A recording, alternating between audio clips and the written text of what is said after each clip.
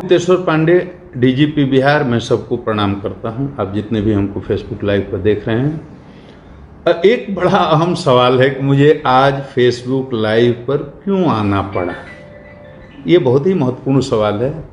तो मैं इसके बारे में यही कहना चाहूँगा कि मैं इस बिहार प्रदेश का डीजीपी हूँ और डीजीपी होने के नाते यहाँ विधि व्यवस्था संधारण की पूरी जवाबदेही मेरी है। ये पुलिस की है। अपराध नियंत्रण का मामला हो या विधि व्यवस्था संधारण का मामला हो, ये प्राथमिक जिम्मेदारी पुलिस की होती है और उसी पुलिस बल का मैं मुखिया हूँ। तो प्रदेश में कहीं भी तनाव न हो, फसाद न हो, चाहे वो जातीय फसाद हो या सांप्रदायिक फसाद हो, ये मेरी जिम्मेदारी है। सरकार ने इसीलिए मुझे बनाया है और हर प्रदेश की डीजीपी की ये जिम्मेदारी होती है, केवल मेरी नहीं है। तो मैं इस जिम्मेदारी को निभाने के लिए, अपनी बात आप तक पहुंचाने के लिए, एक घटना की सच्चाई आपको बताने के लिए आज फेसबुक लाइव आया हूं, ताकि मेरी ये बात बिहार की 12 करोड़ जनता तक पहुंच जाए और उनको ये सच्चाई पता चल जाए कि गोपालगंज में रोहित हत्याकांड का संबंध किसी सांप्रदायिक मामला से नहीं है। मेरे फेसबुक लाइव पर आने का उद्देश्य किसी का नुकसान करना, किसी की भावना को आहत पहुंचाना, ये भी नहीं है। मैं विधि व्यवस्था संधारण जो मेरी जिम्मेदारी है, उस जिम्मेदारी को निभाने के क्रम में आज मुझे ये फेसबुक लाइव आना पड़ा। अब देखिए, गोपालगंज बिहार का एक महत्वपूर्ण जिला है और बहुत ही संवेदनशील जिला है सांप्रदायिक दृष्टिकोण से। उत्तर प्रदेश का बॉर्डर है, उधर देवरिया जिला, इधर हमारा गोपालगंज जिला। बिहार उत्तर प्रदेश का बॉर्डर है। बहुत पहले मार्च में 28 मार्च को एक घटना होती है। बहुत कॉम्प्लिकेटेड इसको कर दिया गया।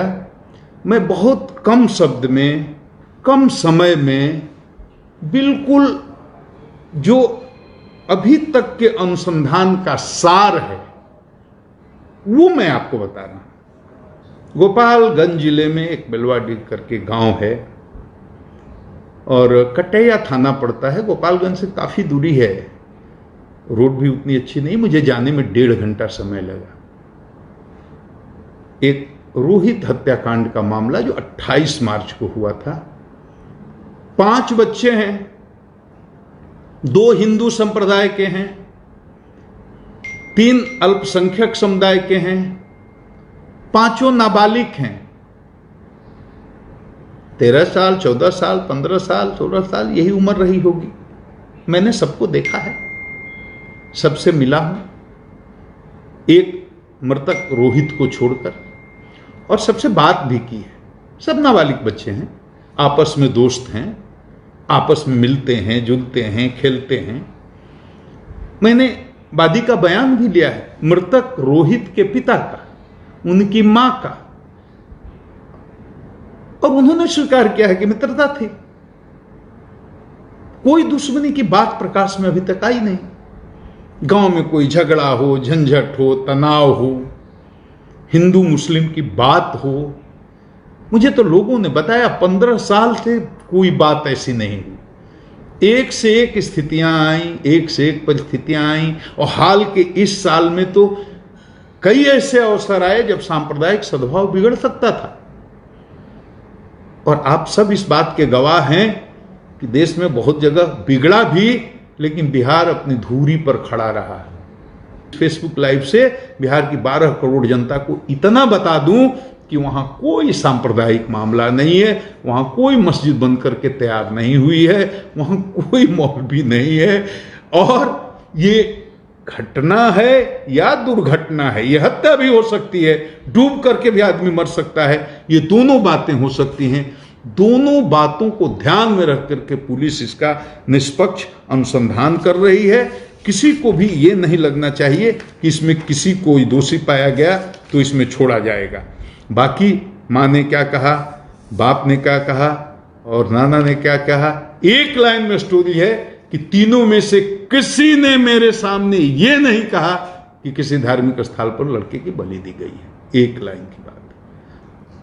और किसी ने नहीं कहा, हमको यहां तक कि वादी ने कई जगह उसने बयान दिया कि वो अल्पसंख्यकों के डर से भाग करके उसकी जान को खतरा बाहर रहा। मेरे सामने उसने कहा वो थानेदार के डर से भाग गया, वो थानेदार के डर से भागा हुआ है। थानेदार उसको धमकी देता है।